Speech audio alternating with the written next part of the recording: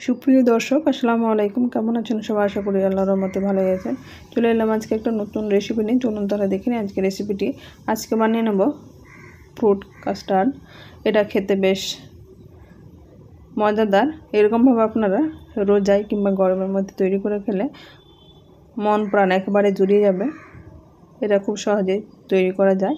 এর জন্য প্রথমে আমি নিয়েছি কয়েক রকমের ফল, পেঁপে, আঙ্গুর আর বেদানা। এখানে সিজনাল ফল যে কোনো কিছু ব্যবহার করতে পারেন। আর আমি আগে থেকে এটা ঘন করে দুধ জাল দিয়ে ঠান্ডা করে রেখেছি। একটা বাটির মধ্যে নিয়েছি, সেখানে আমি 2 চামচ কাস্টার্ড পাউডার দিয়ে দিলাম। এটা হোমমেড কাস্টার্ড পাউডার আছে, চাইলে আপনারা যদি কাস্টার্ড পাউডারের রেসিপি চান তাহলে কমেন্ট বক্সে অবশ্যই কমেন্ট করবেন। এটা হোমমেড কাস্টার্ড পাউডার আছে, সেটা আমি দিয়ে দিলাম। এটা ভ্যানিলা ফ্লেভার কাস্টার্ড পাউডার। এখন দুধের মধ্যে ভালোভাবে গুলে নিলাম। এখানে যদি দুধ না দেন তাহলে নর্মাল জল দিয়ে এটাকে গুলে নিতে পারেন। এখন এটা গোলা হয়ে গেছে ভালোভাবে, এটা সাইড করে দিলাম।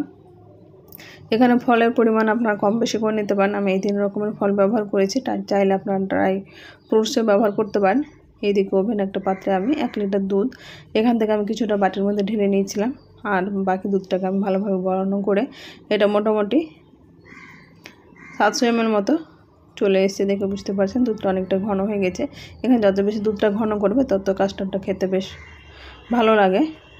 আর আমি দুধটা ঘন করে এখানে চাইলে আপনারা দুধের মধ্যে আবার পাউডার দুধও ব্যবহার করতে পারেন। পাউডার দুধ ছাড়াই আমি এটা আজকে তৈরি করে নিচ্ছি। যেহেতু দুধটা আমি অনেকটা ঘন করে নিয়েছি, এতেই কিন্তু খেতে বেশ ভালো লাগবে। দুধটা ভালোভাবে আমি বলক দিয়ে ফুটিয়ে নিলাম। এখন দুধটা ফুটে অনেকটাই ঘন হয়ে গেছে, দেখে বুঝতে পারছেন। এখন যে কাস্টার্ড পাউডারটা আমি গুলে রেখেছিলাম, সেই কাস্টার্ড পাউডার এখন ফ্লেমটা কিন্তু একেবারে কমিয়ে দিয়েছি। এটা কমানো অবস্থায় কিন্তু দিতে হবে, যেহেতু এখন কর্নফ্লাওয়ার থাকে, দিতে দিতে কিন্তু এটা জমে যায়। এখন কাস্টার্ড পাউডারটা গুলো আছে সেটাকে আমি একটু চামচের সাহায্যে ভালোভাবে নেড়ে নিই। অল্প অল্প করে দেবো, আর এরকমভাবে চামচের সাহায্যে নাড়তে থাকবো, একেবারে দেবো না, নয়তো এটা জমাট হওয়ার সম্ভাবনা থাকে, খুব সহজে তলানিতে লেগে যেতে পারে। ফ্লেমটা কিন্তু একেবারে কমিয়ে দেবেন। এটা সবসময় কাস্টার্ড পাউডার দেওয়ার সময় ফ্লেমটা কমিয়ে রাখতে হবে। এখন ভালোভাবে আমি এটা নেড়ে চেড়ে কাস্টার্ড পাউডারটা গুলে নিলাম দুধের মধ্যে। এটা দিতে দিতে কিন্তু জমাট হয়ে যায়, কর্নফ্লাওয়ার দেওয়া আছে বলে। এরকমভাবে আমি ফ্লেমটা কমিয়ে রেখে যখন ফুটতে শুরু করবে এরকম অবস্থায়, তারপরে এটা কিন্তু ফুল ফ্লেম করে এখন চিনি দিয়ে দেবো। কাস্টার্ড পাউডারের মধ্যে কিন্তু চিনি আছে, তাই এখন আমি দুধটাও ঘন আছে, তাই চিনির পরিমাণটা আমি 2 চামচ দিয়েছি। এখানে আপনার চিনির পরিমাণটা কম বেশি করে নেবেন। যদি মনে করেন স্বাদটা বাড়াবো, আরও মিষ্টি খাবেন বলে, তাহলে আরও চিনির পরিমাণটা বাড়িয়ে নিতে পারেন। আমার 2 চামচ চিনি এনাফ। আমি 2 চামচ চিনি দিয়ে এটা ভালোভাবে গুলে নিই। এটা ফুটে গেছে, চিনিটা গলে গেছে। আর কাস্টার্ড পাউডার দেওয়ার কারণে কিন্তু দুধটা ঘন হয়ে গেছে। এরকম অবস্থা থাকা অবস্থায় আমি ওভেন বন্ধ করে দেবো। এখন এটা পুরোপুরি আমি ঠান্ডা করে নেব। এদিকে আমি একটা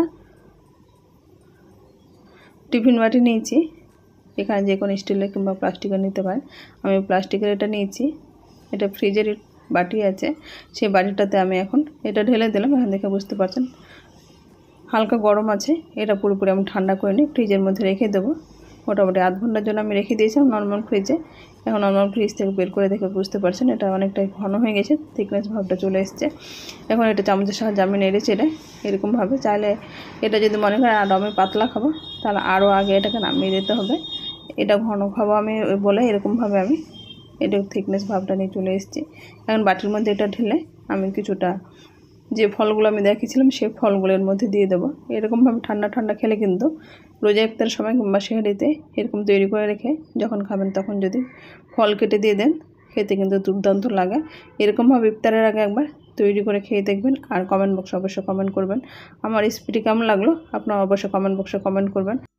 এখানে যে ফলগুলো কেটে রেখেছিলাম পেঁপে, আঙ্গুর, বেদানা, সেগুলো দিয়ে এখন ভালোভাবে এটা আমি নেড়ে চেড়ে নেব। এখানে চাইলে আপনারা আপেল, কলা, খেজুর এগুলো ব্যবহার করতে পারেন, আরও কিছু কিছু ড্রাই ফ্রুটসও ব্যবহার করতে পারেন। আমি এই কয়েক রকম দিয়ে এরকমভাবে তৈরি করে নিলাম। খুব সহজে অল্প উপকরণে দুর্দান্ত স্বাদের রেসিপি। এরকমভাবে আপনারা বাড়িতে একবার তৈরি করে দেখবেন খেতে কেমন। আমার চ্যানেল নতুন বন্ধু হয়ে থাকেন তো সাবস্ক্রাইব করে পাশে থাকা অনুরোধ রইল। পাশে থাকা বেল আইকনটি প্রেস করে দেবেন, তাহলে যখন কোনো ভিডিও আপলোড দেবো সর্বপ্রথম নোটিফিকেশান পেয়ে যাবেন। আজ তাহলে পর্যন্ত ফিরে আসছি নতুন কোনো রেসিপি নিয়ে। ভালো থাকবেন, সুস্থ থাকবেন। আসসালামু আলাইকুম, আল্লাহ হাফেজ।